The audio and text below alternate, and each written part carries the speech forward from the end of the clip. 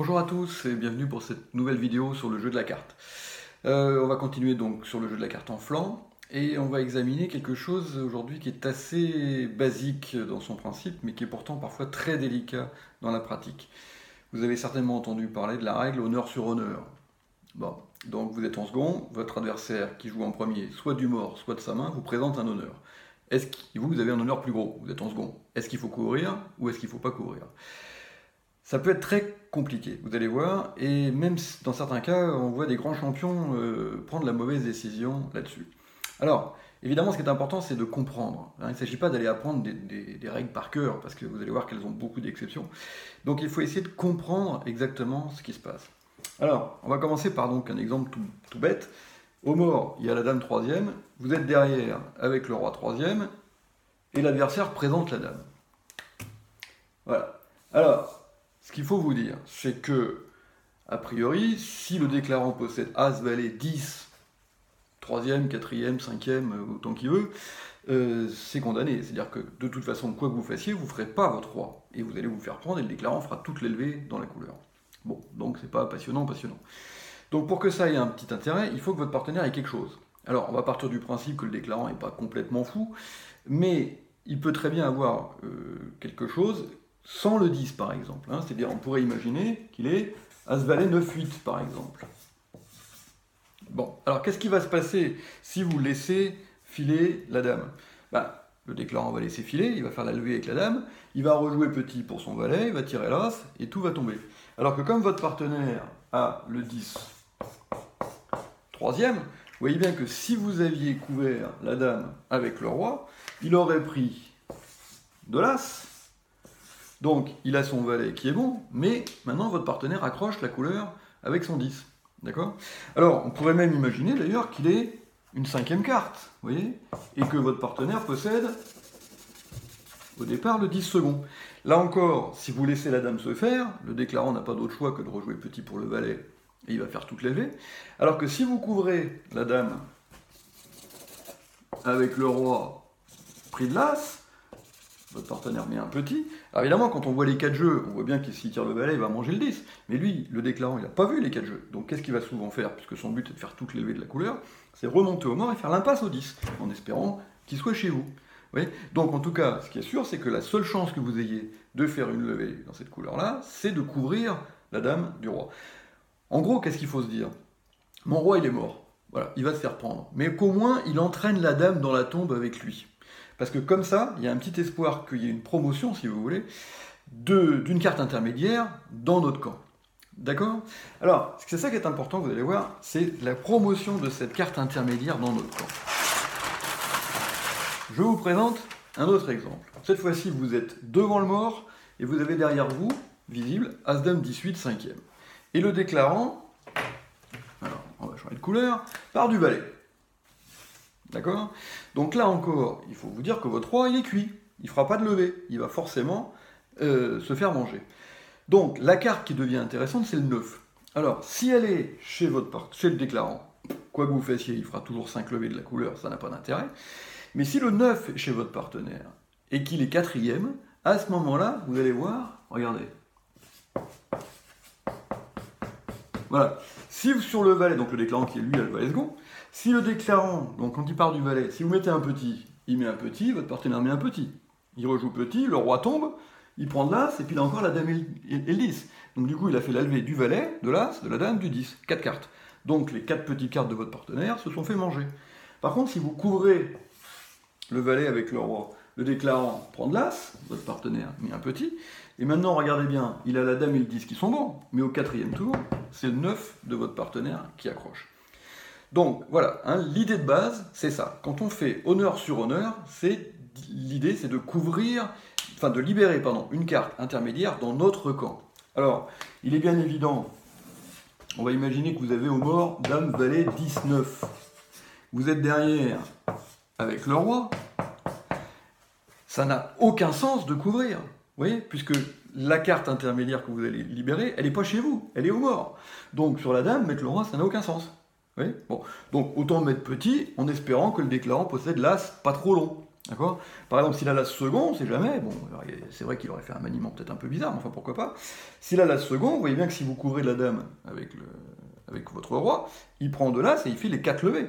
Alors que si vous ne couvrez pas, bah, comme il a que l'as second, il peut l'impasse qu'une fois. Vous voyez. Puis s'il a l'as troisième, au moins vous allez le bloquer en mettant 2 fois petit. Vous voyez, la dame petit, le valet petit, après il a l'as sec, et puis du coup là, après la dernière carte du mort est isolée. Vous voyez. Bon. Donc conclusion, ça ne peut servir à rien de couvrir, donc vous ne couvrez pas. Alors, voici une autre situation qui est très fréquente. Dame valet troisième au mort, et vous avez toujours le roi troisième. Et le déclarant vous présente la dame. Alors là, c'est un petit peu la même chose, c'est-à-dire qu'il faut vous dire que si le déclarant possède l'as et le 10, quoi qu'il arrive, vous ne ferez pas de levée, et que donc le seul espoir que vous puissiez faire une levée dans cette colonne-là, c'est quand votre partenaire a le 10. Alors, imaginez par exemple que le déclarant il est As 9, 8, 7. Et auquel cas, son jeu de la dame serait tout à fait cohérent. Votre partenaire donc a le 10 troisième. Et regardez ce qui se passe si vous couvrez la dame avec le roi. Le déclarant prend de l'as. Et maintenant, vous lui avez créé une possibilité d'impasse au 10 forçante en partant du 9. D'accord? Et résultat, il fait toutes les levées de la couleur, vous n'en avez fait aucune. Si vous n'aviez pas couvert la dame,